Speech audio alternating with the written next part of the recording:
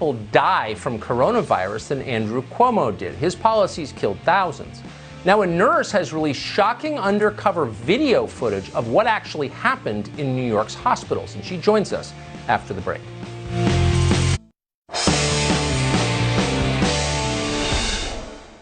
Very few countries in the world lost more people to coronavirus than New York did, and no states lost more in the United States. How exactly did that happen? It's a question that needs a serious answer. Many people died. Finding out seems of no interest whatsoever to the press. They'd rather shame people for visiting the beach. Erin Marie Olszewski is a nurse. She spent almost a month working in New York's Elmhurst Hospital. That was the epicenter of the coronavirus outbreak in the state. She was so shocked by what she saw that she began to collect undercover footage of what was happening around her. This patient is in with like a non-COVID. I don't understand why they're doing that. I know. There's 4 patients in a row here Yeah. on COVID. And this is supposed to be the COVID. Yeah. Because 7th floor, they've shut it down. That's right. I'm confused. And then they're going to have non-COVIDs there. Yeah. This is going to be the only COVID, so they shouldn't put any non-COVIDs here. Well, that's what they've been doing. The guy over in 29, I had him upstairs because I was on CCU before it. Yeah. And he came in with a stroke. I know, that's what 26-1 was, a stroke. And no Nothing to do with COVID. Nothing And to do now he's got COVID and he's on a vent. Well, because we gave it to him here. Erin Olszewski is the author of the forthcoming book, The Undercover Epicenter Nurse. She joins us tonight. Erin, thanks so much for coming on. Thank you for doing this. The insides of hospitals thank are you for hidden having from the me. rest of us. So tell us what we just saw. Explain the video we played, if you would. Well, this was a pretty common occurrence, and the video shows COVID and non-COVID being housed in the same floor, sometimes in the same rooms, which is ultimately creating, hospital-acquired infections of COVID. It's nosocomial infections. So, people will be admitted without COVID, and they will end up getting COVID.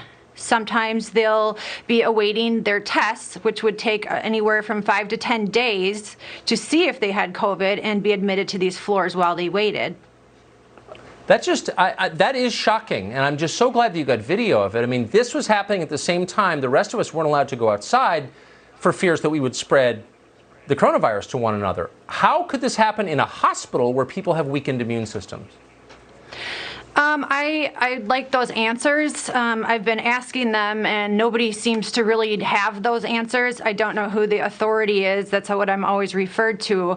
Part of this, I think, came from Governor Cuomo's executive order that he did on March 23rd, 2020, removing essentially all liability from all medical professionals, banning the hydroxychloroquine, not allowing family into these, hospitals in order to advocate for their patients. So there's a lot of different things that happened that really created this problem. It's so interesting that you mentioned not allowing family in to advocate for their relatives. That was a factor in this, it sounds like. It's a huge factor, and that's what I'm having a really hard time with, because nurses, we're supposed to be reporting, anything that we see unethical. It's part of our job. And yes. Without family in the rooms, we are the patient's eyes, ears, and everything. We have to make sure that the patients are being treated properly. Anybody and any nurse or anyone that would question anything would be sent home. I was one of them. And nobody ever wanted any of this out. And it's all hearsay if you don't have proof. So I needed to get the proof. So because it is so absolutely unbelievable that without it, people couldn't even fathom this. I think this is a scandal. I don't use that word lightly. You were sent home for complaining about a policy of putting COVID patients with people who weren't infected. That's shocking. Correct. For asking questions, they would tell us that, be good, behave, don't ask any of these questions, or you're going to be sent home. And I have a recording of that as well. I was there for just under a month. So a lot of this is all well documented. Yeah, it certainly is. And if it wasn't, no one would believe you. So good for you. And thank you for coming on tonight, Erin. Congrats on the book. Well, Thank you very much for having me, Tucker.